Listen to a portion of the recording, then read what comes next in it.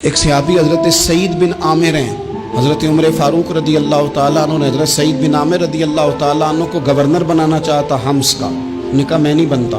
فرمایا مجھے تم لوگوں نے بنا دیا ہے، خود گورنریاں بھی قبول نہیں کرتے۔ چلے گئے حضرت سعید بن عامر، گورنر بن گئے، صوبے کے گورنر۔ مال غنیمت میں سے کچھ زیادہ مال مدینہ شریف میں جمع ہوا تو حضرت عمر نے مختلف صوبوں سے غریبوں کی لسٹیں منگوائیں۔ حضرت سعید بن عامر کے صوبے کے کچھ خاص لوگوں کو آپ نے لکھا کہ تمہارے صوبے میں جو غریب ہیں ان کی لسٹیں بھیج دو۔ تو جب لسٹ آئی تو اس میں پہلا نام حضرت سعید بن عامر کا بھی تھا۔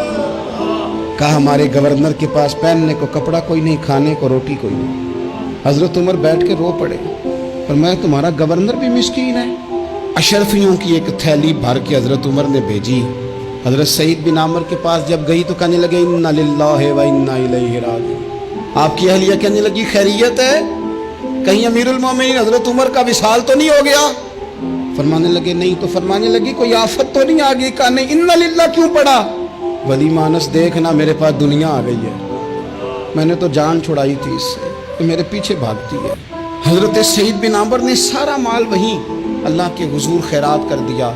حضرت عمر ایک دفعہ دورے پہ آئے ان کے صوبے میں تو سب لوگوں کو جامع مسجد میں بلایا، حضرت سعید بن عامر کو بھی بلایا۔ ابن الجوزی لکھتے ہیں کہ حضرت عمر نے فرمایا لوگوں تمہیں اپنے گورنر سے کوئی شکایت تو نہیں؟ تو لوگوں نے کہا 4 شکایتیں۔ ایک تو ہمارے گورنر صاحب جب شروع میں آئے تھے تو فجر کی نماز کے بعد ہی آ کے لوگوں کے بیچ بیٹھ جاتے تھے۔ اب اشراق چاشت کے وقت آتے ہیں، سورج پورا طلوع ہو جاتا ہے تو حضرت سعید بن عامر رضی اللہ عنہ آتے ہیں۔ اور دوسری شکایت یہ ہے کہ صرف دن میں ملتے ہیں، رات کو ملتے ہی نہیں۔ اور تیسری شکایت یہ ہے کہ ہفتے میں ایک پورا دن ہوتا ہے ملاقات ہی نہیں کرتے۔ اور چوتھی شکایت یہ ہے کہ کبھی کبھی بیٹھے بیٹھے رونے لگتے ہیں اور بے ہوش ہی ہو جاتے ہیں۔ آپ نے ایسا شخص گورنر بنا دیا جو دیوانہ ہے۔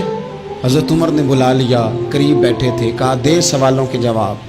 گردن جھکی ہوئی ہے، عرض کرنے لگے امیر المومنین میں نے تو پہلے ہی کہا تھا میں گورنری کے قابل نہیں، میرے والا کام نہیں۔ فرمایا اب تو منصب تمہارے پاس ہے، تمہیں جواب تو دینا ہے۔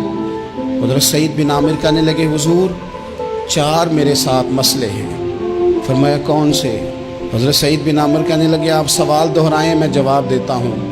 آپ نے فرمایا سعید لوگ کہتے ہیں پہلے تو سویرے آ جاتا تھا، اب تو اشراق چاشت کے وقت آتا ہے۔ گردن جھکائی، سناٹا چھا گیا محفل پہ۔ تھوڑی دیر کے بعد سار اٹھایا تو داڑھی پہ آنسو گر رہے تھے۔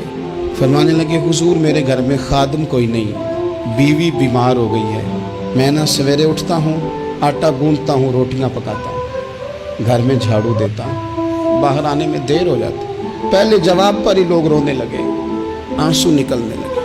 حضرت عمر رضی اللہ تعالیٰ عنہ بھی روئے۔ پھر فرمایا کہ سعید تو دن کو ملتا ہے تو رات کو کیوں نہیں ملتا؟ اپنی داڑھی پکڑ لی، کہنے لگے عمر ساری سفید ہو گئی ہے، اب تو لگتا ہے پھل پک گیا ہے، پتہ نہیں وہ کب مجھے کہے گا واپس آ جا۔ میں نے نہ دن مخلوق کے لیے رکھا ہے، رات اپنے رب کے لیے رکھی ہوئی ہے، مجھے تکلیف نہ دی جائے۔ گورنر کی بات کر رہا ہوں۔ پھر کہا سعید یار ہفتے میں ایک دن ملتے کیوں نہیں؟ کہنے لگے عمر یہ میرے رب کے ساتھ پردہ ہے، اسے نہ کھولا جائے۔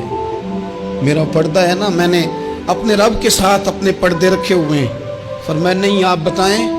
حضرت سعید بن عامر کہنے لگے غریب ہوں، ایک کی جوڑا میرے پاس ہے، میں غریب ہوں، میرے جیسے لوگ ان کے پاس درجنوں جوڑے ہیں، اور اس کے باوجود ان کی زبانوں پر شکر اس طرح نہیں آتا جیسے آنا چاہیے۔ میں نے کہا نا کہ میری اجرت میری محنت سے زیادہ کیوں ہے؟ میرے محسن تیرے احسان سے ڈر لگتا ہے۔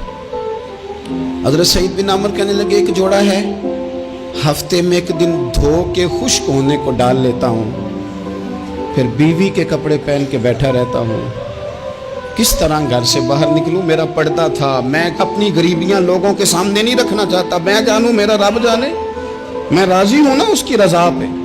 اب تو حضرت عمر ہچکیاں لے کے رونے لگے، فرمانے لگے چل آخری سوال کا جواب ہی دے دے، کبھی کبھی روتے ہو تو بے ہوش ہی ہو جاتے ہو۔